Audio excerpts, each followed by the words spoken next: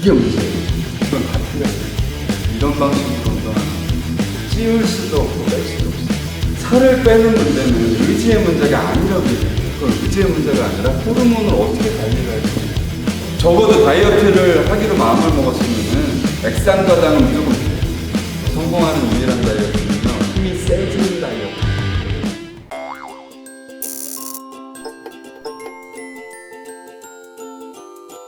오늘은 다 펑크를 내셔가지고 그래도 계획했던 거니까 하겠습니다. 전 국민이 살아가면서 한 번쯤 다 다이어트를 해요. 안 하는 사람이 없어요. 물론 이걸 거꾸로 생각하면 다이어트를 빼는 거라고만 생각할 수도 있는데 아니에요. 늘리는 것도 다이어트예요. 다이어트 말 그대로 식이죠. 영양. 그쵸? 근데 저는 23년간 트레이닝을 하면서 사람들을 빼오고 또는 찌우고 이 과정 속을 계속 반복하다 보니까 이제 이게 보이더라고요. 성공할 수 있는 방법이 하나밖에 없더라고요. 자, 설명을 드릴게요.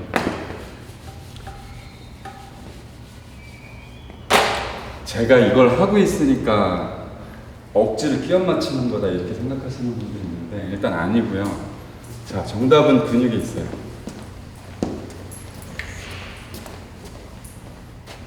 정답은 근육이다. 왜? 자, 우리가 아무 생각 없이 다이어트를 시작을 했어요. 보통 일반인들이 선택하는 게 뭐죠? 뭐 다이어트 식품이 될 수도 있고, 그쵸? 네. 그 다음에 또 뭐가 있죠? 뭐 한약, 그 다음에 양약, 그쵸? 식욕 억제제, 뭐 이런 것들 등등등. 플러스 뭘 하죠? 운동. 유산소 운동을 하죠. 운동도 그냥 운동이 아니에요. 유산소 운동을 합니다. 이게 문제예요. 이건 다 틀렸어요. 이런 방식으로 운동하면 찌울 수도 없고 뺄 수도 없어요. 왜 그러냐면요. 자, 우리가 어떤 A라는 사람이 있다고 생각을 할게요. A라는 사람이 10kg를 뺐어요. 난 성공했어. 이 방법으로. 이렇게 성공이라고 생각할 수 있어요. 그렇게 성공해서 나름대로 유지하는 유지어터들이 1%예요. 독한 사람들이죠. 굉장히 독한 사람들. 하지만 그거 실패입니다. 왜 실패냐면 정확하게 이런 방식으로는요. 근육이 빠져요. 근육량이 빠집니다. 전체적으로. 통상적으로 1kg당 300g 정도 근육이 날아가요. 그럼 10kg의 감량을 해서 성공을 했다고 착각하는 사람이 빠진 근육량이 얼마죠? 3kg의 근육량이 날아가는 거예요. 자, 여기서 문제예요. 3kg의 근육량이 날아가면 우리 뇌에서는 어떤 명령을 내리죠? 자, 이때 뭐가 생기냐면 여기서 뇌에서 어떤 반응이 나냐면 뇌를 장악하는 게 누구냐면 그렐린이라는 호르몬이에요. 그렐린이라는 호르몬. 이거 많이 들어보신 분은 있을 거예요. 그렐린이 식욕 증가 호르몬. 이게 뭐냐면 공복 호르몬이라 그래요. 항상 공복 상태 같아. 이 호르몬이 많이 분비되면 배가 고픈 거죠. 이게 어느 정도 센 놈이냐면 제가 이렇게 비유를 드릴게요. 진짜 비위가 약하신 여자분이 지 새끼 잡아먹을 수 있는 호르몬. 느끼지? 그치? 진짜 비위가 약해도 뭐예요? 바퀴벌레밖에 먹을 게 없어. 바퀴벌레 잡아먹습니다. 이게 그렇게 무서운 거예요. 그래서 제가 살을 빼는 문제는 의지의 문제가 아니라고 얘기를 해요. 그건 의지의 문제가 아니라 호르몬을 어떻게 관리를 할 것인가. 이 공복 호르몬을 어떻게 관리할 것인가. 근데 사람들이 그걸 모르고 이렇게 생각해요. 10kg을 뺐어. 뇌에서는 배고픔의 명령을 내리겠죠. 그 명령을 내리게끔 하는 게 누구 때문이라고요? 그렐린이라는 식욕 증가 호르몬 때문이란 말이에요. 그런데 이거 호르몬은 내분비계죠. 내분비계라는 거 들어보셨을 거예요. 이거는 자율신경이 지배하는 거예요. 우리가 어떻게 할 수가 있는 게 아니에요. 몸에서 자율적으로 지들이 알아서 하는 거예요. 그러니까 호르몬 문제라는 얘기예요. 이거 의지의 문제가 아니에요. 그래서 뇌가 눈이 뒤집히는 거예요. 이게 먹고 싶어서. 아니, 생각을 해보세요. 비위가 약한 사람이 지 새끼를 그냥 잡아먹는다니까요. 근데 이게 성공한다고요? 그래서 이런 식으로 빼는 거는 의미가 없는 거예요. 이런 방식, 아까 말씀드린 약, 그 다음에 식품, 이런 걸로 빼는 거는 의미가 없어요. 자, 그렐린에 대해서 나왔으니까 간단하게 제가 호르몬을 좀 언급하고 갈게요. 좀 어려운 얘기일 수도 있어요. 근데 어차피 저희 회원님들한테 좀 지식을 전달하고자 하는 강의니까 조금 어려운 내용일 수도 있는데 호르몬에 대해서 좀 볼게요. 우리 몸에 있는 호르몬은 몇 종류인지 아세요? 아시는 분 있으세요? 추측하기로 과학자들도 추측하기로 3천여 종을 추측하고 있어요. 3천여 종. 근데 이게 다 밝혀졌을까요? 우리 몸에서, 인간의 몸에서 일어나는 호르몬 체계. 그럼 몇 개나 발견했을까요? 지금 100개 정도예요. 100개 정도. 그럼 2,900개를 우리는 모르고 있더라. 그러면 지금 현대 과학 또는 의학이라 그러죠. 의학. 이게 정말 30분의 1이네요. 그쵸? 30분의 1 발견해내는 게. 그러니까 사람의 몸을 모르고 그냥 약을 먹는 걸 수도 있어요. 되게 무서운 일이에요, 이게. 호르몬에 대해서 체계를 이해도 못하면서 그냥 약으로, 의사들이 주는 약을 막 그냥 우리 먹죠. 아무렇지도 않게. 이게 굉장히 문제거든요. 여기서 오늘은 다이어트에 관련된 강의니까 여기에 관여하는 호르몬만 제가 체크를 해드릴게요. 중요한 호르몬들이 있어요. 자,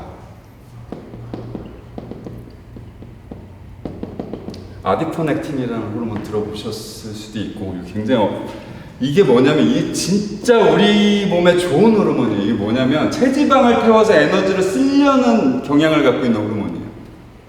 체지방을 태워서 에너지를 쓴다. 정말 좋죠. 야, 체지방만 딱딱 태워가지고 그걸 에너지를 써줄 수 있는 아디포넥틴. 근데 이게 어떻게 하면 생기냐, 이게 중요한 거잖아요. 그쵸? 자, 그래서 요즘에 뭐 마그네슘 많이 먹죠. 마그네슘 섭취하면 이거 많이 생깁니다. 그래서 굳이 제가 영양소를 하나 선택해서 섭취를 해라 그러면 마그네슘 드시라고 말씀드리고 싶어요. 아디포넥틴. 그러니까 물론 이거의 전제는 운동을 한다는 전제예요. 운동을 안 하면 마그네슘이고 비타민이고 필요 없어요. 다 소용없는 얘기고요. 그 다음에 뭐가 좋냐, 뭐 호박씨 같은 거 굉장히 좋아요. 채소, 그러니까 녹색 채소 많이 들어가 있어요. 그러니까 식단을 이걸로 구성하는 게 굉장히 좋죠. 그 다음에 견과류, 불포화 지방이죠. 견과류 많이 드시면 좋아요. 그리고 또 하나 방법을 하나 알려드리자면 간헐적 단식 들어보셨을 거예요. 네. 요거 좋아요. 아디포넥신은 간헐적 단식. 자, 왜 그러냐면 간헐적 단식이라는 게 우리가 24시간이 있으면 내가 8시간만 안 먹겠다. 처음에 시작할 때 너무 세게 잡으면 안 되니까. 처음부터 막 18시간 안 먹겠다. 이거 좀 오버잖아요. 그쵸? 너무 힘들잖아요. 그래서 처음에 8시간은 내가 금식을 하겠다. 자는 시간에 먹을 수 있나요? 아니요. 그쵸? 그것만 안 먹어도 사실 8시간 푹 잠을 잔다면 괜찮아요. 그걸로 시작을 하셔도. 근데 중요한 건 뭐죠? 푹 잠을 자야 된다는 얘기죠. 8시간. 그걸로 시작해서 1시간씩, 앞뒤로 1시간씩 늘리는 거예요. 일주일 단위로. 그래서 나중에는 한 16에서 18시간까지 늘리는 거예요. 그러면은 다이어트에 성공할 확률이 굉장히 높아져요. 그러니까 점차로 넓혀 가시고요. 물도 섭취하면 안 돼요? 네? 물. 물은 드셔도 되죠. 물은요, 자, 삼투압이라 그러잖아요. 우리 몸에는요, NaCl, 그러니까 나트륨이 자동적으로 제어가 돼요. 나트륨이 많으면은 물이 들어오고, 물이 많으면 나트륨을 원하게 되고, 그쵸? 그건 삼투압이기 때문에 기본적으로 물은 상관이 없어요. 그리고 과잉해서 들어온다. 지가 알아서 빼요. 땀으로든 소변으로든 다 빼요. 그러니까 그런 걸로 뭐 체중이 바뀌고 이런지는 않아요. 그 노상 1시간 단위로 체중을 재는 사람이면 예민해갖고 그 물도 당연히 물 무게까지 올라가겠죠. 그건 체중하고는 장기적으로 봐서 전혀 상관이 없는 거예요. 그러니까 그런 생각은 하지 마시고요.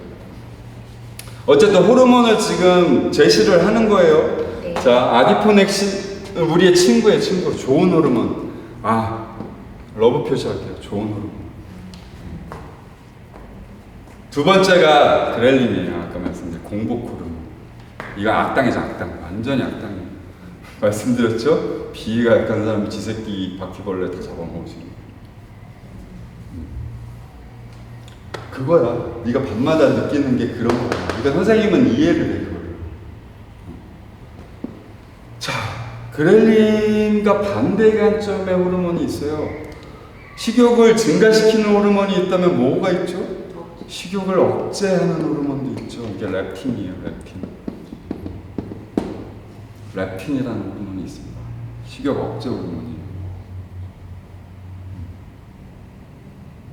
자, 근데 얘네들은 양립할 수가 없어요. 양립할 수가 없다. 얘도 증가하고 얘도 증가할 수 없다. 그렐린이 증가하면 얘는 감소한다. 얘가 증가하면 얘는 감소한다. 우리 몸에 그러니까 남성 호르몬을 테스토스테론이라고 그러고 여성 호르몬을 에스트로겐이라고 그래요. 사람마다 다 나와요. 남성 호르몬도 나오고 여성 호르몬도 나와요. 왜 여자분들도 나이 드시면서 갱년기 지나면 남성 호르몬이 득세한다 그러죠? 네. 그쵸? 그게 맞아요. 그러면 여성 호르몬이 줄어요. 그러면 여성 호르몬이 평생 잘 나오다가 갑자기 여성 호르몬이 줄면 뭐가 늘어요? 남성 호르몬이 늘겠죠. 그래서 남성화 되는 거 맞아요. 근데 그때 갱년기 증상이 오는 거예요. 여성 호르몬이 부족해지니까. 여성 호르몬의 핵심은 뭐죠? 에스트로겐의 핵심은 지방을 붙이는 호르몬이에요. 그럼 여성들이 왜 지방이 필요했을까요?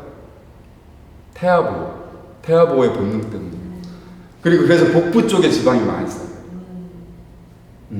아기를 보호해야 되니까. 그거는 그렇게 조물주가 만드는 거예요. 남성 호르몬은 테스토스테론, 근육을 붙이는 호르몬이에요. 그러니까 여자분들이 차라리 운동하기 좋은 적기는 언제 해요? 폐경 이후에. 폐경 이후에 더 좋아요. 근육 잘 붙어요. 남성 호르몬 많이 나오는 거예요. 어쨌든 얘네 둘은 양립할 수 없다. 그런데 마른 사람, 깡마른 사람은 이게 증가하면 안 되죠. 얘가 증가해야죠. 그쵸? 근데 아쉽게도 깡마른 사람들은 이게 증가해 있고요. 살찐 사람들은 다 이게 증가해 있어요. 어쩔 수 없어요. 양립할 수 없으니까. 자, 어떻게 하면 얘네들을 증가시키고 얘네들을 억제하는지는 조금 나중에 설명을 하고요. 자, 1번, 2번, 3번 호르몬 말씀드렸어요. 자, 4번 호르몬 말씀드릴게요. 많이 들었을 거예요. 인슐린. 식이호르몬이라고 그러죠. 자, 인슐린은요. 되게 좀 쉽게 설명을 드려볼게요. 이것 때문에 당뇨 걸리죠. 인슐린 저항성. 그쵸? 제2형 당뇨 해갖고 당뇨병으로 판정을 하는 거예요. 그게 뭐냐면 인슐린 저항이라는 건 뭐냐면 인슐린은 원래 좋은 호르몬이죠. 왜냐하면 췌장에서 분비돼갖고 자 이렇게 설명을 드릴게요. 우리 몸의 혈관을 기준으로 한번 내 혈관을 상상해 보세요. 혈관 안에 뭐가 우리가 탄수화물을 많이 먹으면 뭐가 생겨요? 포도당이 생겨요. 포도당이. 근데 자 결론부터 말씀드리면 포도당은 혈관에 있는 게 좋을까요? 없는 게 좋을까요? 없는 게 좋아요. 이게 오래 머물러 있으면 안 돼요. 어떤 혈관에 있든지 오래 머물러 있으면 안 돼. 그럼 얘를 어디로 보내야 돼? 얘가 어디로 보내요? 어디로 보내냐면 세포를 보내요. 세포. 온몸에 세포로 보내. 그런데 그 일을 하는데도 계속 탄수화물을 또 넣으면 또 생기죠. 계속 보내. 또 생기죠. 일을 해도 끝이 없어. 내 주인이 끊임없이 먹어. 그쵸? 움직이지는 않는데 계속 먹고 있어. 그럼 어떻게 해? 얘가 보내다 짜증나죠? 그럼 어떻게 하죠? 파업해요, 파업. 인슐린 파업. 그게 인슐린 저항성.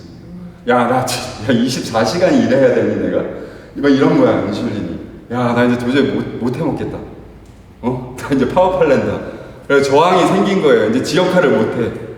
그러다 보면은 이 포도당이 혈관에 득세하겠죠. 이게 모세혈관, 특히 뭐 신장의 모세혈관에 득세를 하면 신부전이 오는 거고요. 그다음 손이나 발 끝에 많이 오거든요. 손이나 발에 득세하면 그 모세혈관에 득세하면 뭐 족부, 개상, 뭐 이게 아예 썩어버리죠. 예, 그렇죠. 그게 되는 거예요. 그게 눈에 들어가면 망막 손상이에요. 그래서 뿌여지는 거죠. 그래서 그걸 합병증이라는 표현을 쓰는데 아니에요. 순환 문제예요. 인슐린을 이해하지 못하는 데서. 그러면 얘를 살려야 되잖아요. 그렇죠. 얘를 살려야 됨에도 불구하고 살리는 게 아니라 뭘 주죠? 죽이는 약을 주죠. 인슐린 대체제를 줘서 결국은 뭐예요? 인슐린을 외부에서 넣어서 가뜩이나 췌장에서 잘 못 만들어내고 만들어낸다 하더라도 기능이 떨어져 있는 애를 더 떨어지게 만들어요. 그래서 대체제를 계속 더 센 걸로 넣어주죠. 그래서 처음에 메포닌 주고, 그 다음에 글리브라이드 주고, 그 다음에 이걸 섞어서 주고, 그것도 안 되면 인슐린 주사를 꽂아버려요. 그래서 사람 죽여버려요. 그래서 결국은 합병증으로 유도해서 다 썩게 만드는 거죠. 그래서 우리나라는 실제로 한 달에 1,100명씩 당뇨로 죽어가고 있습니다. 되게 웃기는 얘기죠. 1,100명씩 당뇨로 죽어가고 있는데 코로나 때 거리두기 하는 거 보세요. 못 움직이게 하고 다 배달 음식 시켜 먹게 하고 있어요. 더 죽었겠죠? 1,100명씩 죽다가 2,000명씩 죽었을 수 있어요. 그 시기에. 코로나로 죽는 사람은 정작 한두 명인데 일주일에. 아니 당뇨로는 이렇게 많이 죽어가고 이게 정책의 문제예요. 우리나라 정책이 그만큼 어이없는 정책을 쓰고 있다는 거죠. 자, 어쨌든 포도당에 대해서 이해되시죠? 얘가 사실은 무슨 역할을 해야 돼요? 온몸에 있는 세포, 뭐 2조 개가 될 거야, 아마 우리 세포가, 인간에는. 그 세포로 다 이 포도당을 줘서 영양분을 그쪽으로 공급을 시켜줘야 되는데, 인슐린 기능이 떨어지다 보니까 어떻게 해요? 못 가는 거예요. 그리고 얘가 다 했어. 지 역할을 해가지고 다 보내주고, 남는 거 어떻게 해요? 남는 거 어디로 보내요? 아세요 혹시? 지방세포로 보내요. 또는 간으로 보내요. 그러면 지방세포로 보내니까 뭐가 되죠? 지방이 되는 거죠. 온몸이 지방화가 되는 겁니다. 그 다음에 간으로 보내면 뭐가 되죠? 지방간이 되는 거죠. 그래서 탄수화물이 뭐의 주범이다? 지방간과 비만의 원흉이 된 거죠. 이해되세요? 네. 이해를 하시면 간단해요. 그러니까 포도당이라는 거를 그냥 좀 적게 넣으면 될 텐데, 적게 넣어서 그냥 세포에 보낼 정도로만 넣으면 될 텐데, 아니면 많이 들어오더라도 좀 움직여주면 될 텐데. 왜냐하면 포도당은 에너지원으로 쓰이거든요. 우리가 여기서 운동하는 것도 다 포도당으로 운동하는 거예요. 포도당 없으면 운동 못해요. 근력을 만들려면 저항을 줘야 되잖아요. 여기 운동하는 거 다 저항이잖아요. 근육을 만들기 때문에. 그쵸? 그때 에너지가 뭘로 쓰인다? 포도당이 쓰이는 거예요. 그러니까 운동을 규칙적으로 하는 사람들은 당뇨에 걸려요? 안 걸리는 거예요.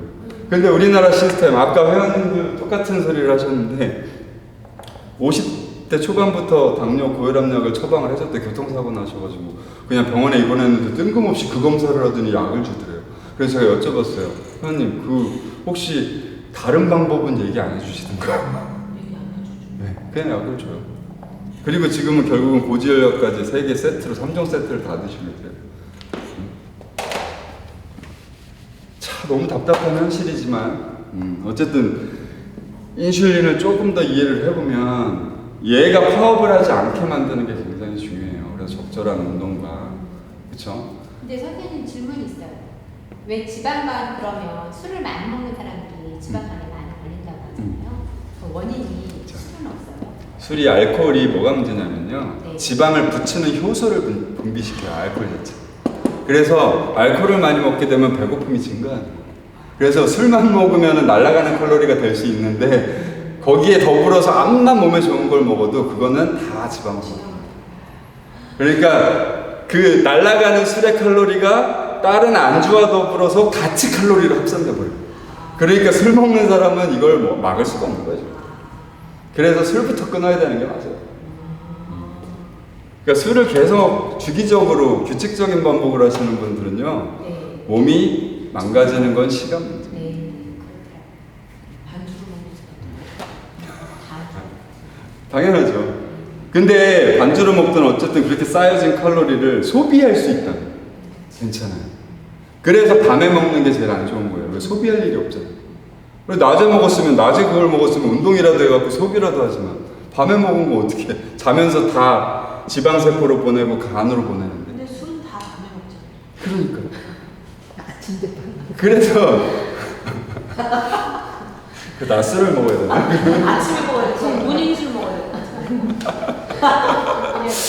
차라리 내가 술을 절대 못 끊겠다. 아침 약속을 잡으세요. 그래서 그게 나을 수는 있어요, 사실. 어쨌든 그래서 인슐린이 망가진단 말이에요. 계속해서. 그쵸? 간헐적 단식이 여기서도 좀 통용이 돼요. 이게 무슨 소리냐면 인슐린이 일을 해야 되잖아요. 포도당을 온몸의 세포로 전달하고, 그쵸? 나머지는 간이나 지방세포로 보내야 되는데 그 일을 마쳤다고 쉬려고 그러는데 또 넣어. 또 넣고 또 이래야 돼. 그러니까 얘가 파업하죠. 그래서 간헐적 단식을 하면은 그래도 이 시간은 얘가 휴식이 보장되는 거예요. 사람도 마찬가지잖아요. 잘 쉬게 해주면 일의 능률이 올라가잖아요. 마찬가지예요. 인슐린도 그래가지고 정복을 해야지 이걸 약으로 해결하려고 그런다고요? 말이 안 되는 거예요.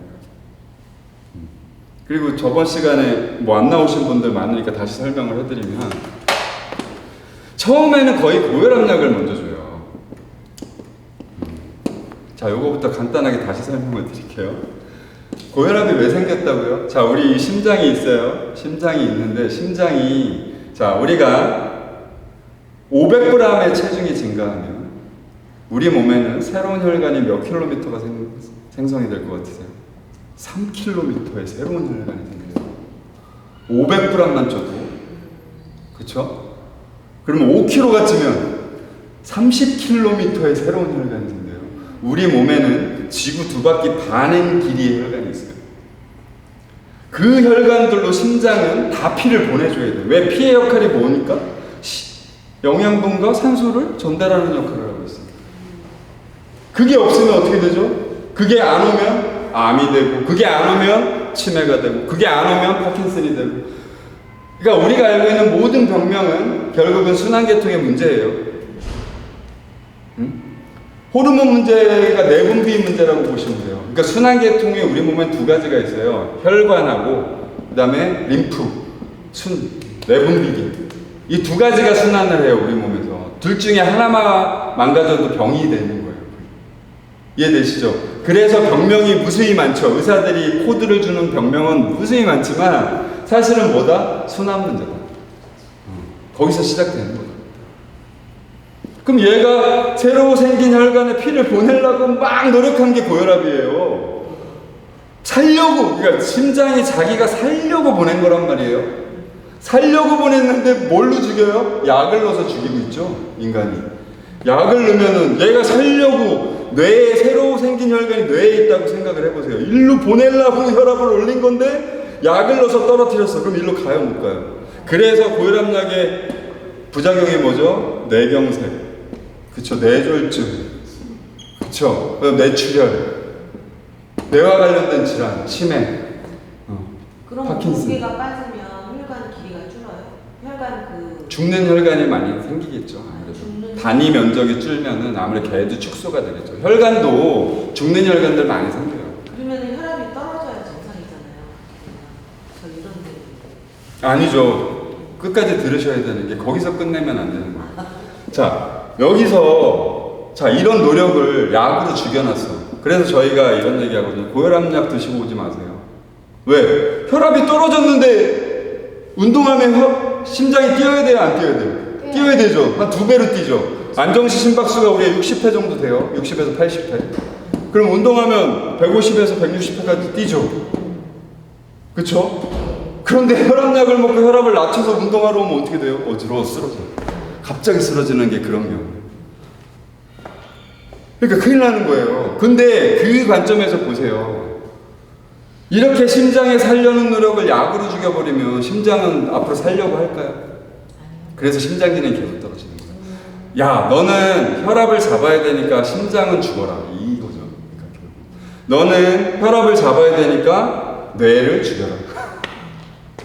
근데 의사들은 뭐라고 얘기하냐면요. 그래서 고혈압은 잡았잖아. 아, 이게 얼마나 무서운 얘기인지 아세요? 그래서 고혈압은 잡았잖아. 하지만 뇌졸중이 오죠. 아니, 이런 말도 안 되는 짓거리들을 계속 하고 있어요. 자, 그래서 혈압약을 먹으면 뭐가 문제가 생긴다고요? 그러니까 혈액이 못 돌죠.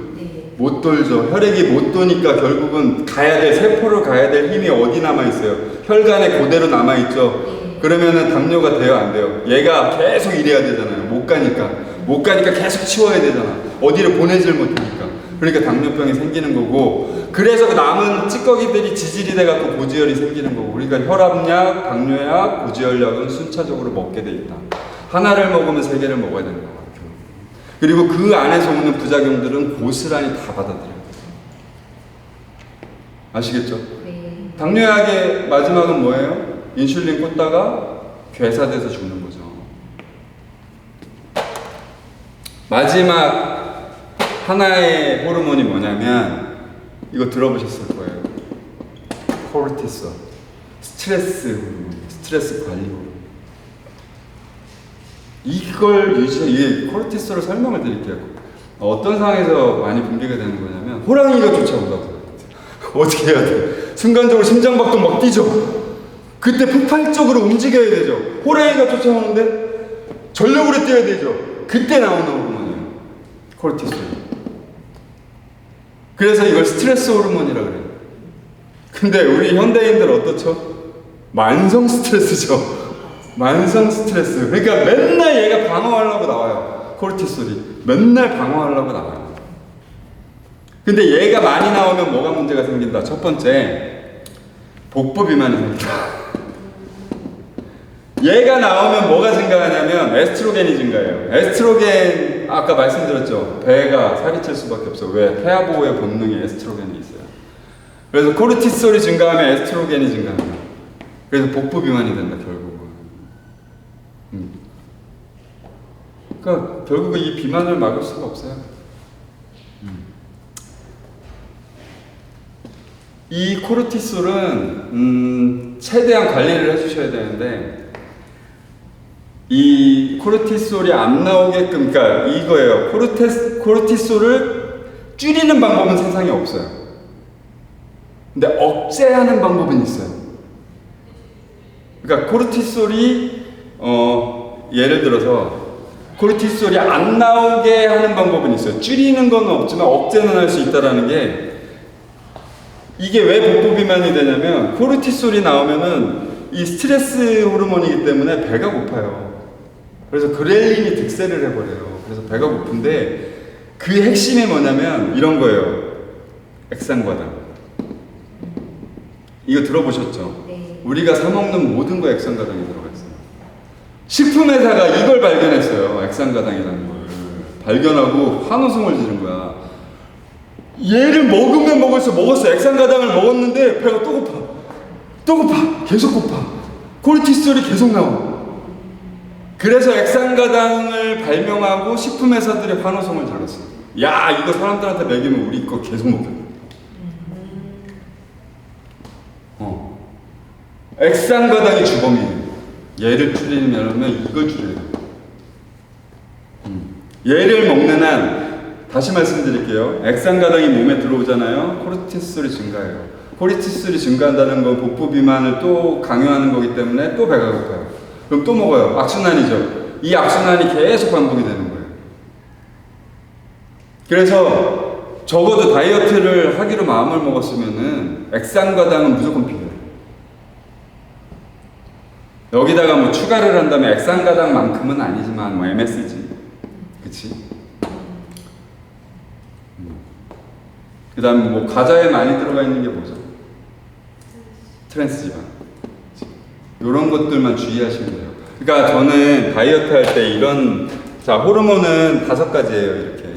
얘네들인데, 제가 다이어트 할 때, 즉, 다이어트의 성공을 위해서는 이 5가지 호르몬을 관리를 해야 된다고 설명을 하면서, 뭐가 들어가야 된다고요?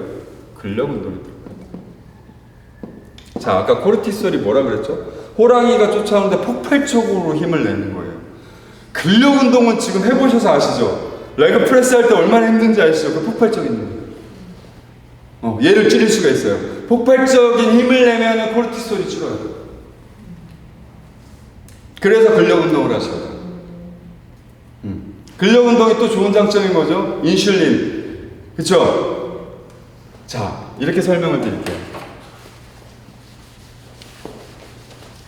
사람 몸이 있어요. 사람 몸이 이렇게 있는데, 자, 근육이 600여 개가 있다 그랬죠. 그리고 전체 체중의, 인간의 전체 체중의 2분의 1을 차지하는 게 근육이에요. 체중의 2분의 1을 차지하는 거예요. 반이 우리는 근육이어야 돼요. 근데 3분의 1밖에 없는 사람도 많죠. 자, 근육이 어디 있어요? 뭐 얼굴에도 근육이 있겠지만 우리가 움직일 수 있는 모든 관절, 187개의 관절 사이엔 다 근육이 들어갈 수가 있어요. 그래서 근육으로 다 이렇게 도배가 돼 있어, 몸이. 몸이 근육으로 도배가 돼 있으면 근육이 하는 첫 번째 역할이 뭐라고요? 대사. 뭐죠? 피를 끌어오는 거예요. 자, 증거. 자, 지방은 무슨 색이라고요? 우리가 삼겹살 먹을 때 지방 무슨 색? 하얀색. 하얀색이라는 거는 피가 들어온다, 못 들어온다? 전도돼요?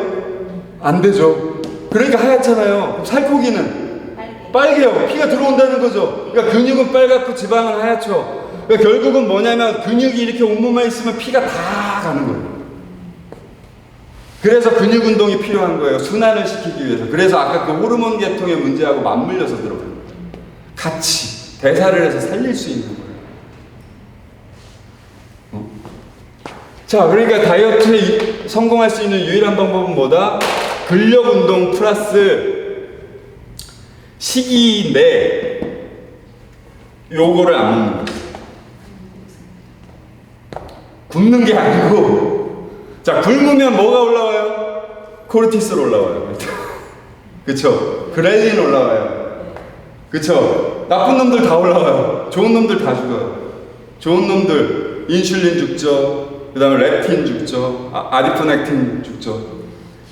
굶는 거 안 돼요. 그래서 굶는 다이어트 또는 약물로 하는 다이어트도 굶는 거죠. 사실은 뭐 약물 먹으면서 굶으니까 그렇게 빠지는 거지. 뭐 약물로 빠지는 거겠어요? 그쵸? 그래서 안 돼요. 식이요법은 뭐다? 여자 평균, 성인 여자 평균 2000에서 2200kcal 열량을 섭취를 하는데 얘네들을 빼고 섭취를 해라. 그 대신 뭘 해라? 근력 운동을 해라. 여기다가 하나를 더 추가한다면 유산소 운동을 병행하자. 왜? 얘는 근육이고요. 얘는 뭐예요? 심장을 위해서. 근데 유산소 운동을 이렇게 생각하는 사람도 있어. 저기 공원 가가지고 걷는 거. 막 담소 나누면서 걷는 거. 이거 유산소 아니에요. 유산소 운동 아니에요. 착각하지 마세요. 뭐 만보기 차고 뭐 만보만 걸으면 된다 이런 논리가 있는데 절대 그거 유산소 운동 아닙니다.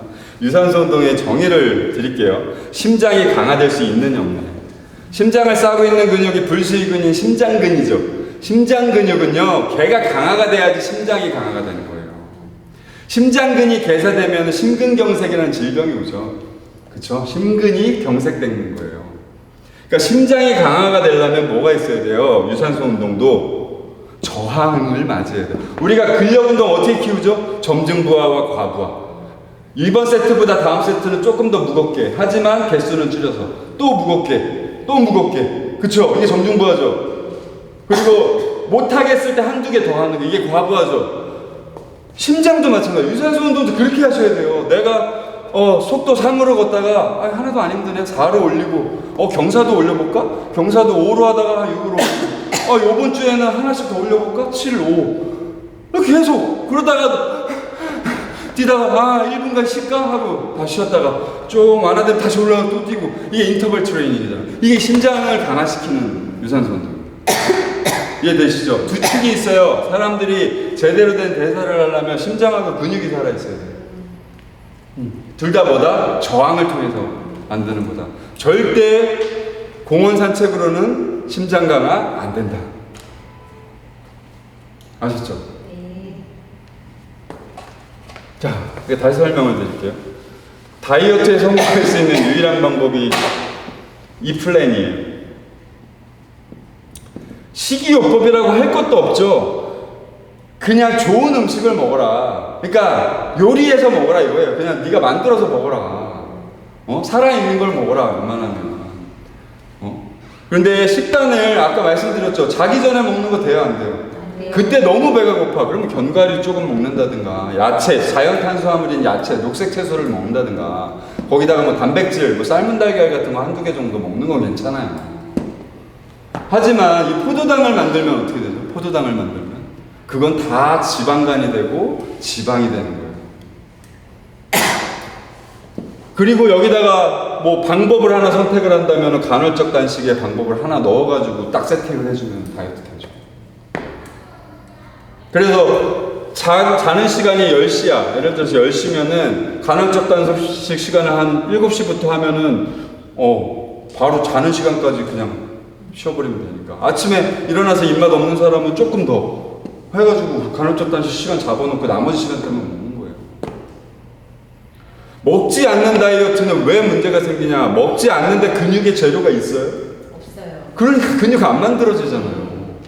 아니 먹지를 않는데 어떻게 근육을 만들어요? 이 아까 사람 몸에다가 근육을 전부 다 장착을 해주려면 먹어야 되잖아요. 맞아요. 근데 먹기만 하면 될까요? 자극을 줘야지 합성이 되잖아요. 자극을 안 줬는데 어디로 가요? 이런데 자극을 다 안 줬으면 일로 가죠. 결국에 일로만 가요. 의미 없어요. 그래서 이 루틴밖에 없어요. 그래서 참 답답한 게, 야, 그건 네가 근력 운동으로 장사를 하고 있으니까 근육 중요하다고 얘기하는 거 아니야? 이걸 제가 15년 전부터 들었어요, 이 얘기를. 그때는요, 한 15년 전까지만 해도 의사들이 근육 만들 필요 없다고 얘기했어요. 진짜 심각하게 얘기하면 근육이 뭐에 필요하냐. 말도 안 돼. 네. 등산이나 가라 그래서 등산복업자들 막 돈 벌고, 정형외과만 그래서 돈 더 벌고, 골프 쳐서 막 운동한다고 착각하고. 골프가 운동이에요? 아니요, 절대 그거 운동 아니에요. 스포츠예요, 그거는. 그러니까 사람들이 잘못 이해를 하기 시작했어. 그냥 움직이면 되는 줄 알아. 어르신들은 그냥 나가서 산보 걷는 게 전부야. 그렇게 만들어놨어요. 근데 저희는 어르신들한테 막 250kg를 프레싱을 시키니까, 막 80대 어르신을 250kg 프레싱을 시키니까 막 그게 100만 뷰가 넘어가는 거예요. 영상이. 그냥 대충 올렸는데도. 사람들이 그러면서 저한테 뭐라고 욕을 하냐면, 미친놈이라고. 아니, 저 어르신들 죽이려고 작정했냐고. 근데 그분이 보행기를 5년 동안 끌고 다니셨던 분인데, 지금은 저랑 맨날 뛰어요, 여기서. 밥숟가락을 못 들으셨던 분인데 지금 이게 돼요. 이게 돼요. 그러니까 새 삶을 살고 있으니까 수원에서 혼자 오세요. 여기까지 수원에서 20정거장을 혼자서. 처음에는 따님이 부축해갖고 오셨던 분이 1년 만에 이제 수원에서 혼자 다니세요. 81살. 근육의 힘이에요. 자, 선생님 여기 다니시는 분들은 아실 거예요. 뭐 종일쌤 저하고 6년째인데 한 번이라도 제가 회원님이 제 말을 들었는데 이게 단서예요. 그게. 제가 하라는 대로 했는데 실패하는 걸 본 적이 있어? 어떤 환자가 와도 다 살렸어요. 근데요, 제가 명의라서 살렸을까요? 아니에요. 의사들이랑 달리, 자, 이런 접근을 한 거예요. 자, 허리가, 홍재영 의원님 맨날 일 어떻게 하세요? 이러고 하실 거 아니에요. 그래서 허리 아프셔서 오셨잖아요. 그쵸?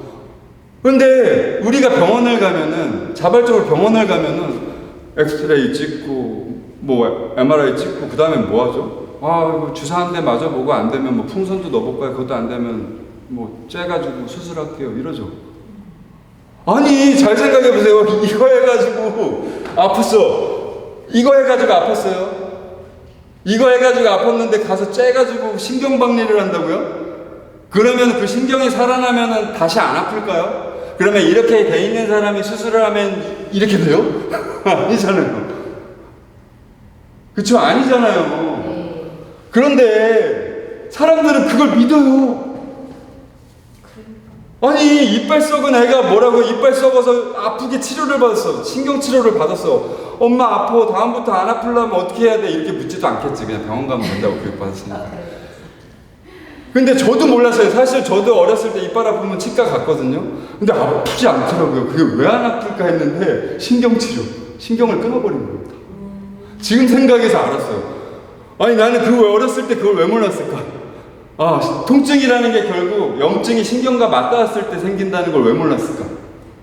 그러니까 결국 척추가 아픈 것도 디스크판이 밀려나서 신경과 염증이 맞닿아서 아픈 건데, 병원에서처럼 신경을 끊어버리면 안 아프구나.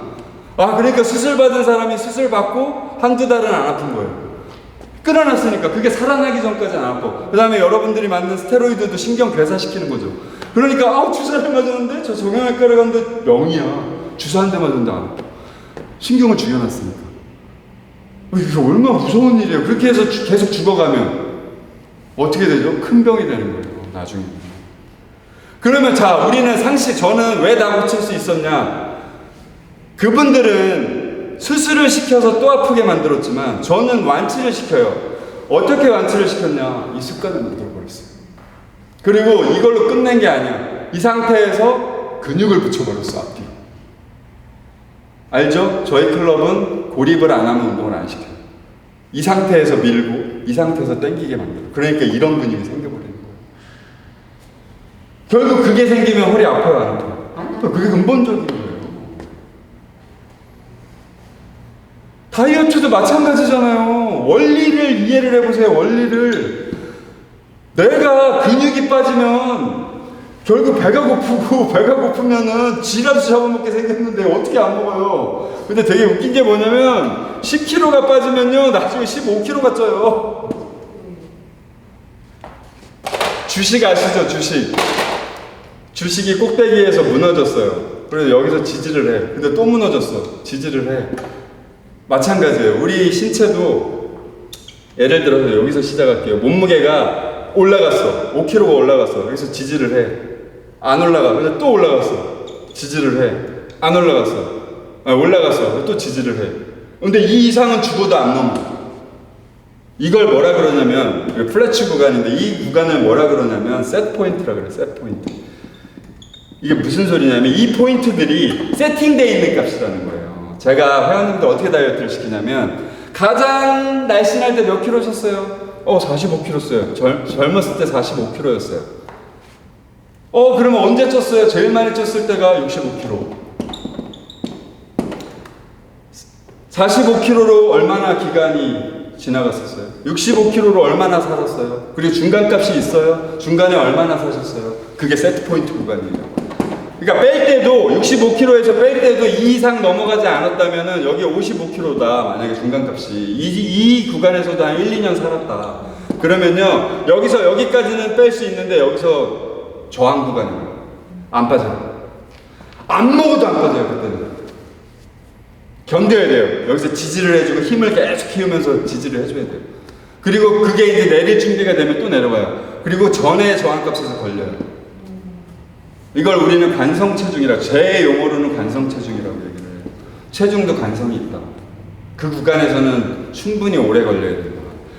그리고 또 하나, 자, 저희처럼 근력 운동을 하면서 잘 먹고 가는 사람들은 안 먹고 빼는 사람들에 비해서 속도는 빠르지 않겠죠. 그래서 제가 단서를 달아요. 단 우리는 힘은 세진다. 자, 성공하는 유일한 다이어트, 마지막으로 결론을 내드릴게요. 성공하는 유일한 다이어트는요, 힘이 세지는 다이어트예요. 즉, 근육량은 그렇게 중요한 변수는 아니고요. 예를 들어서 고도비만져도 근육량은 굉장히 많거든요. 그러니까 근육량이 중요한 건 아니고 근육의 질이에요. 근육의 질, 머슬 퀄리티. 근육의 질이 좋은 사람들은요, 빠지기도 잘 빠지고 다쳐도 쉽게 회복하고 그 다음에 가동성도 굉장히 좋아서 힘 있는, 그러니까 굉장히 빨간 살이 많이 만들어지고요. 살코기도 굉장히 탄력이 있어요. 말근육같이. 약간 질기긴 하지만. 그러니까 그런 몸을 갖게 되면 성공하는 거예요. 그래서 내가 45kg가 목표야. 근데 근육량이 여자분인데 한 20kg야. 22kg야. 22, 3kg야. 그러면 근데 이 22, 3kg에서 힘이 엄청 세. 완전 성공. 대박이죠. 그래서 제가 항상 말씀을 드려요. 안 먹으면 안 된다. 다이어트 성공할 수 없다. 그렐린이나 아니면은 뭐 코르티솔이나 이런 애들한테 진다. 그건 의지로 버틸 수 있는 게 아니다. 그러니까 먹자. 단 좋은 걸 먹자. 과식 폭식하지 말자. 그리고 과식 폭식을 어쩔 수 없이 눈이 뒤집혀서 했다 하면 움직여라. 움직이는데 뭘 해라? 근력 운동. 그래서 대사를 더 발전시키자. 반대도 마찬가지예요. 빼는 거 말고 찌는 것도 마찬가지예요. 힘이 세지면서 찌워줘야 돼요. 물론 이건 좀 어떻게 보면 당연한 거겠죠. 벌크업이 되면서. 근데 마른 분들이 쉬울까요? 찐 분들이 쉬울까요? 찐 사람. 그쵸. 찐 사람들 빼는 건 너무 쉬워요. 근데 마른 분들 빼는 건 어려워요. 왜? 억지로 먹는 거는 뭐가 가능하냐? 소화까지 돼야 되니까. 근데 이 소화가 되려면 제가 여태까지 23년간 경험을 하면서 소화가 잘 되려면요 근력 운동 열심히 하는 방법밖에 없어요. 저항을 몸이 받아들이고 입을 벌려줘야 돼요. 이게 늘 입을 벌려줘야 돼. 그래야지 위가 능력이 생겨요. 그 결국은 뭐죠? 대사가 필요하다는 거예요. 대사가 원활하게 잘 돌아가는 몸이 되면요 소화 기능도 대사가 잘 돼요.